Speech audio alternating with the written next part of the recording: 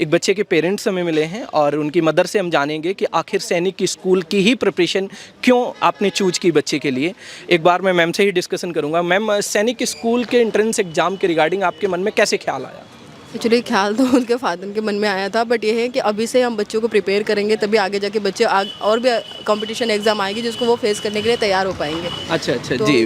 Basically आपको SD campus के बारे में कैसे पता चला? एसडी कैंपस का रिव्यू हमने बहुत ज़्यादा देखा था और अपना यूट्यूब से भी देखा था हमने। उसका रिव्यू बहुत अच्छा था और बाद में जब बच्चे ने जब क्लास ज्वाइन किया तो उसके टीचर से जो इंटरेक्शन हो रहा था उससे भी वो ज़्यादा इंटरेस्टेड था उस चीज़ों को देखने के लिए। ये नहीं, मुझे फोर्स नहीं करना पड़ता था कि उसे क्लास अटेंड करनी है। वो खुद ही इतना खुश रहता था कि मेरे को क्लास अटेंड करनी है, मेरा अपना नेट बचा के रखना है कि मेरे को क्लास शाम तक मतलब नेट खत्म ना हो जाए, ये ना हो जाए। तो चीज़ों जो टीचर्स पढ़ाने वाले थे उनसे ज़्यादा खुश था वो। अच्छा, एक लगाव रहा बच्चे को कि हमें बस क्लास लेनी है, नेट को भी बचा के रखा। और एक चीज़ और भी उसको कि जैसे ना स्कूल में चीज़ें जो सिखाई जाती है वो चीज़ें वो उस चीज़ों के लिए वो पहले से ही प्रिपेयर हो जाता था।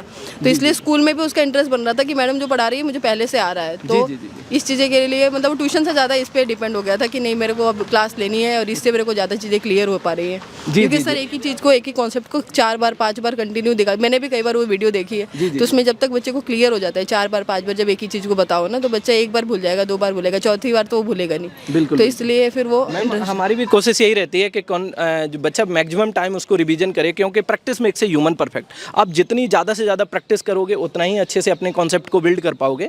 और हमारा प्रयास भी यही रहता है कि बच्चे को हम अच्छे से क्लास में सिखा पाएँ जिससे कि बच्चे अपनी सफलता को कम टाइम में बेहतर तरीके से अचीव कर पाएँ। बाकी एसडी कैंपस का अनुभव जो बच्चे ने क्लासेस ली वो कैसा लगा आपको, कैसा रिव्यू रहा आपका? मेरा तो जो भी एक्सपीरियंस था बहुत अच्छा था, क्योंकि सबसे बड़ी चीज़ होती है कि बच्चों का माइंड उस पर डाइवर्ट होना ज़रूरी है। हम कितना भी फोर्स करें, अगर बच्चे को इंटरेस्ट नहीं आएगा तो बिल्कुल नहीं बैठेगा। बिल्कुल। और मेरे केस में ये है कि मैं खुद वर्किंग हूँ, मेरे हस्बैंड भी वर्किंग है, तो बच्चे को सिर्फ एक फ़ोन पे ही कहना होता है कि हाँ भाई कर लो। उसके बाद वो कर रहा है कि नहीं कर रहा, लेकिन जो उसका इंटरेस्ट था वो कंटिन्यू बना रहा, एंड तक बना रहा। जब से उसने क्लास ज्वाइन किया तब से उसने स्किप नहीं किया उस चीज़ को। जब बच्चे ने क्लास ज्वाइन की तो फिर बच्चे का इंटरेस्ट बढ़ा और बच्चा रेगुलर वे में अपनी प्रिपरेशन को जारी रखा। और इसलिए भी था क्योंकि बच्चे वैसे भी मोबाइल बहुत ज़्यादा देखते हैं, तो उससे अच्छा ये 3 घंटा 4 घंटा अगर सही जगह पे दे रहे हैं तो हमें भी प्रॉब्लम नहीं आए कि वो मोबाइल देख रहा है तो गलत चीज़ देख रहा है। जी, बिल्कुल।